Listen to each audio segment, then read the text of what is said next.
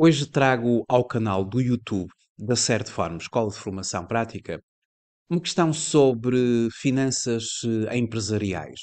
Vamos falar do balanço funcional, das necessidades de fundo de maneio da empresa e vamos calcular alguns indicadores de funcionamento, nomeadamente um prazo médio de pagamentos, um prazo médio de recebimentos, um prazo médio de inventários e vamos calcular o ciclo da exploração da empresa e o ciclo de tesouraria ou de caixa. Quero começar por lhe agradecer muito o facto de estar a visualizar este vídeo. Sejam muito bem-vindos à Certform Escola de Formação Prática. Eu chamo-me Miguel Fragoso, sou economista e contabilista certificado e formador nas áreas da contabilidade, fiscalidade e finanças empresariais. Na Certform desenvolvemos cursos de formação fortemente prático, muito orientados para as necessidades do mercado de trabalho. Temos atualmente um amplo conjunto de cursos a iniciar. Desenvolvemos formação em live streaming e também na forma e-learning. Para conhecer a oferta formativa da Certform Escola de Formação Prática, pode sempre consultar o site da Certform em certform.pt. Tem acesso às datas de início dos cursos live streaming, cursos em tempo real, ou seja, com sessões síncronas. No calendário temos as próximas ações de formação que vão iniciar já em março e em abril e ao longo dos próximos meses. E relativamente ao conteúdo dos cursos em e-learning e live streaming, pode consultar a oferta formativa na forma e-learning com sessões assíncronas, sessões que são feitas a partir da plataforma e-learning da Certform. Os cursos e-learning eles podem ser feitos de acordo com a sua disponibilidade, ao seu ritmo, no horário que pretender, porque a plataforma e-learning está 24 horas por dia, 7 dias por semana disponível. E os cursos na forma live streaming têm uma data de início, uma vez que são sessões em tempo real. E-learning ou live streaming significa que pode fazer cursos da Certform a partir de qualquer parte do mundo.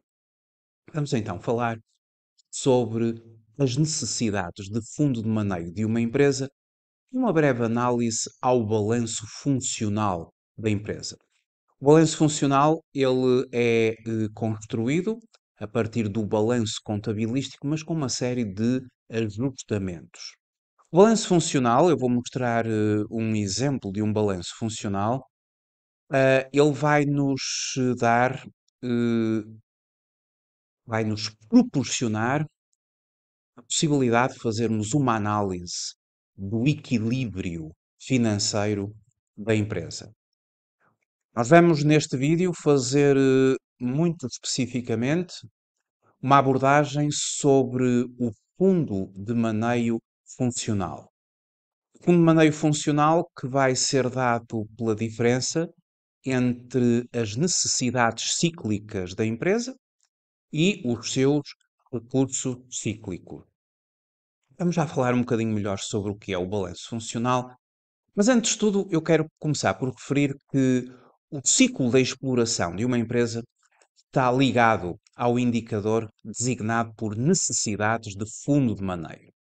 Este indicador permite identificar as necessidades financeiras da atividade normal da empresa, bem como os recursos financeiros que estão diretamente associados e que deverão contribuir para o equilíbrio entre o grau de liquidez dos ativos e de exigibilidade dos compromissos da empresa. A empresa que estamos a analisar é uma entidade que, como a generalidade das empresas, o negócio aqui da empresa MUT SA, ela é um negócio que, logicamente, que gera rendimentos e gastos, e que, em termos financeiros, tem consequências diretas na situação de tesouraria, através dos prazos de recebimento dos clientes, através dos prazos de pagamento negociados aos fornecedores, com os fornecedores, assim como o volume de compras realizado para constituir aqui os inventários necessários ao nível do serviço prestado.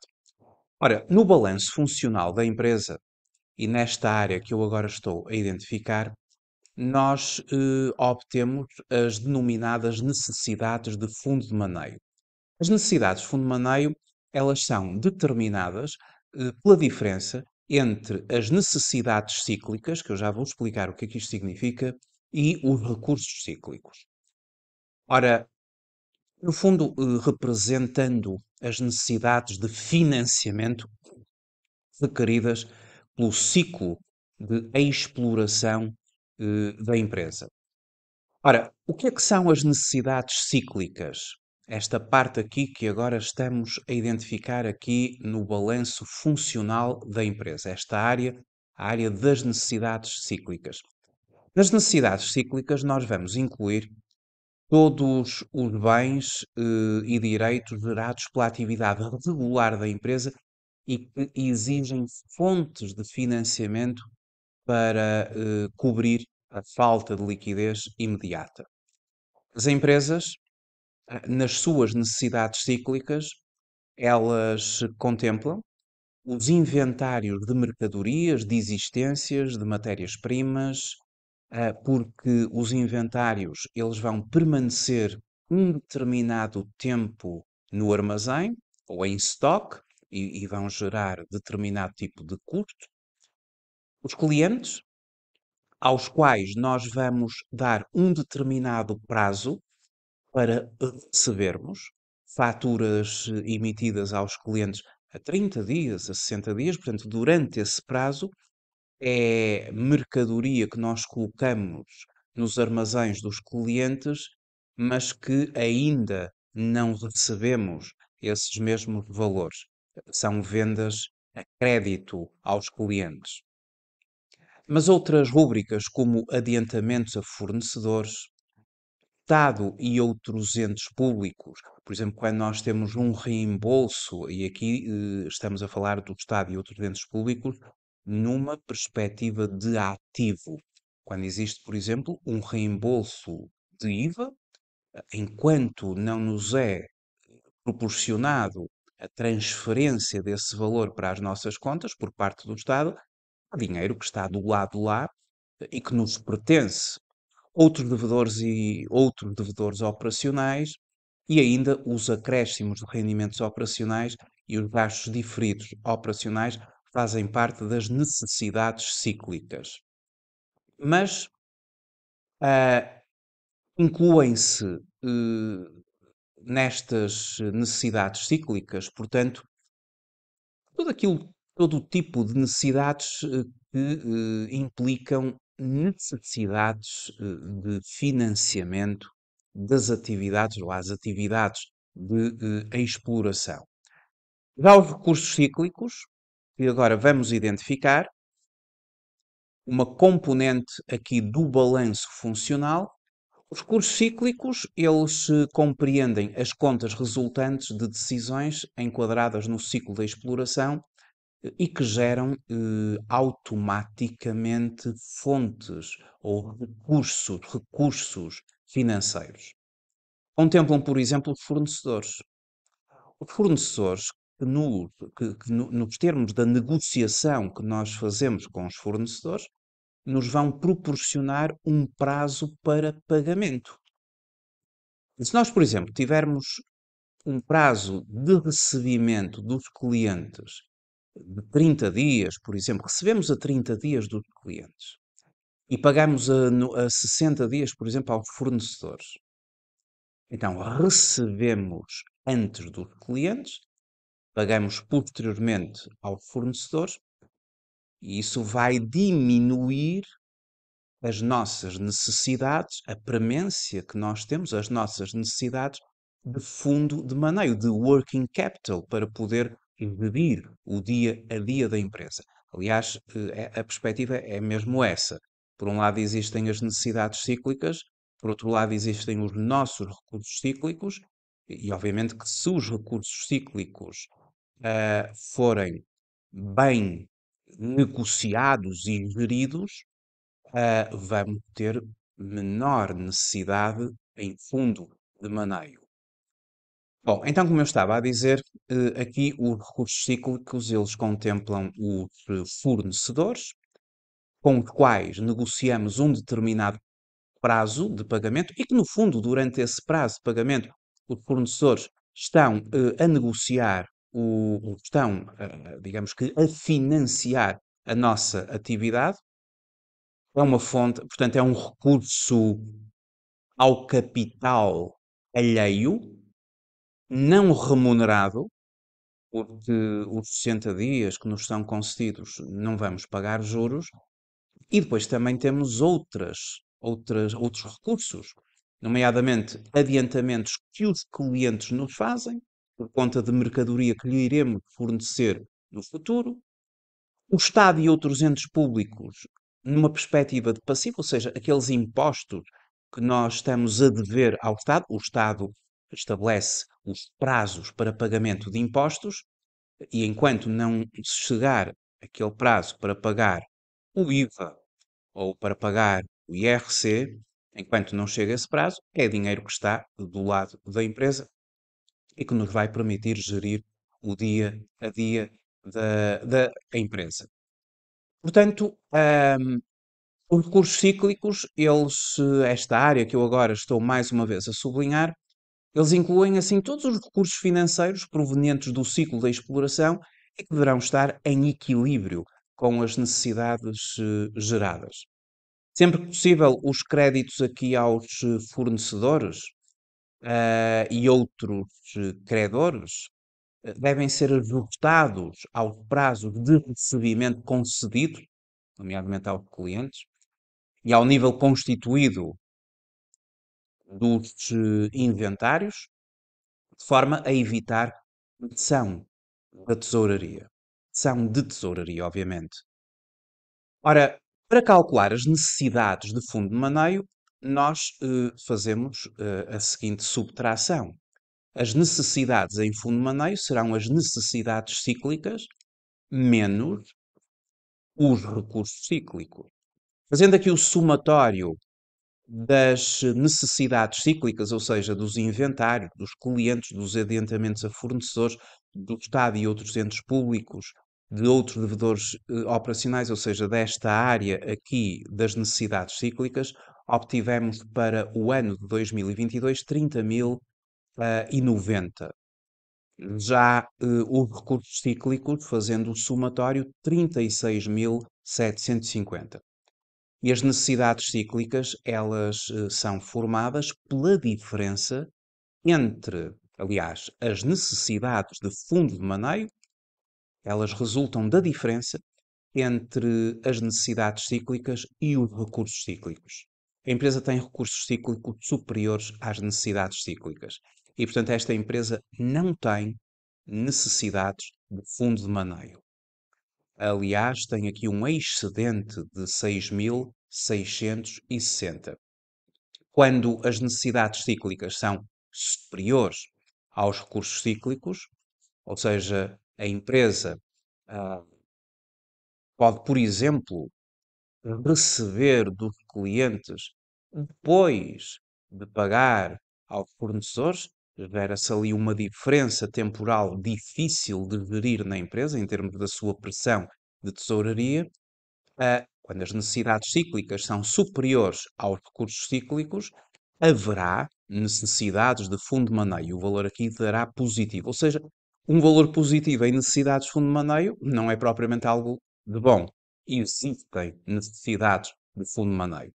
Quando temos um valor negativo, porque as necessidades cíclicas estão aquém dos recursos cíclicos, os recursos cíclicos cobrem as necessidades cíclicas e ainda se verificam a excedente, então aqui com um valor negativo, significa que ao longo destes 2 anos em análise, temos aqui 2 anos e durante 2 anos consecutivos não temos necessidades de fundo de maneio.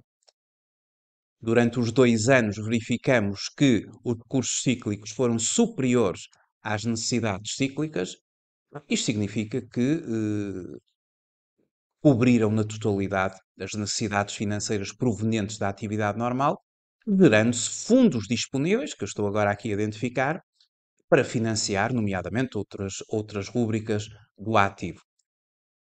Na verdade, se as necessidades cíclicas forem superiores a zero, o que não é o caso aqui, tal significa que as necessidades cíclicas são superiores aos custos cíclicos, como eu já disse, e aí é preciso encontrar outras fontes de financiamento para suprir as dificuldades de tesouraria da empresa.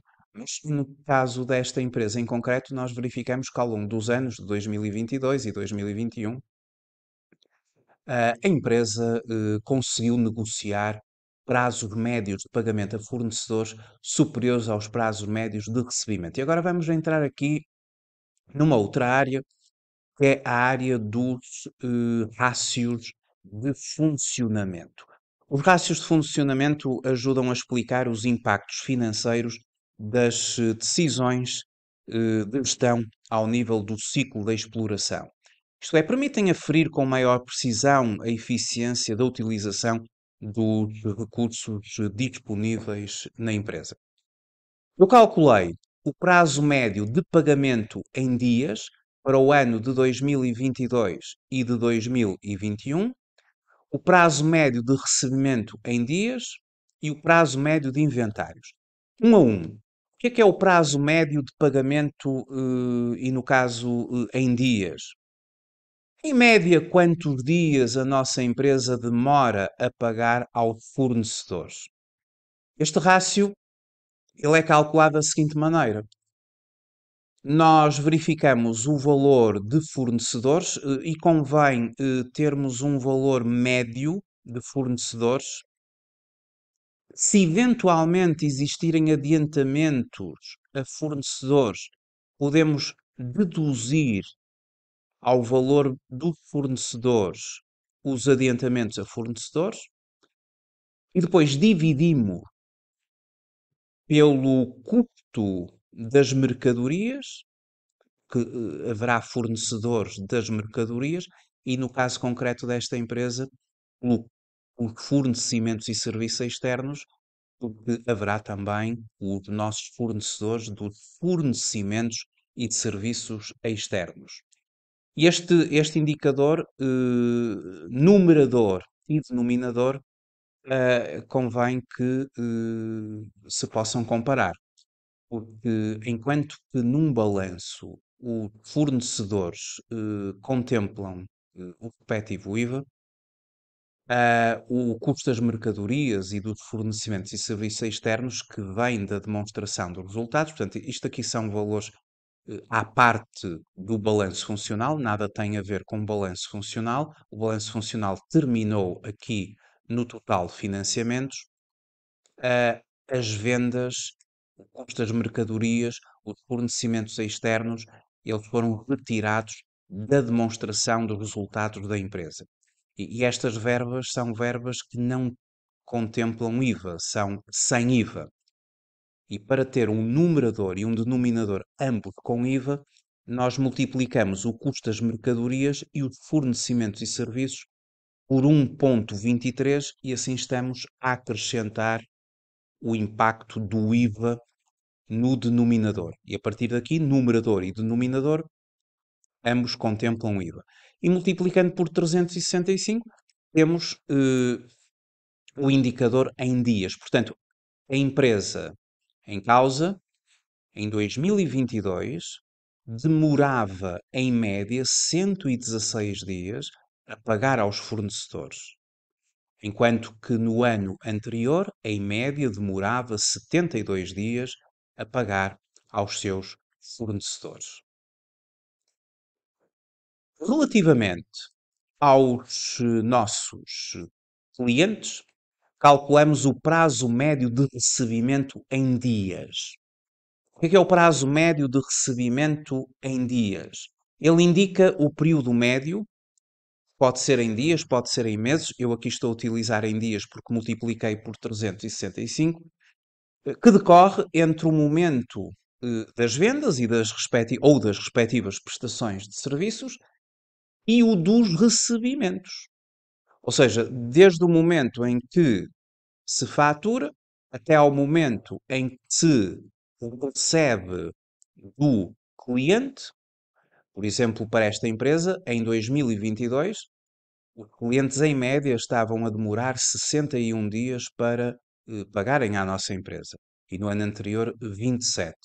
Mesmo assim, temos aqui um desfazamento temporal que vai diminuir as nossas necessidades em fundo de maneio.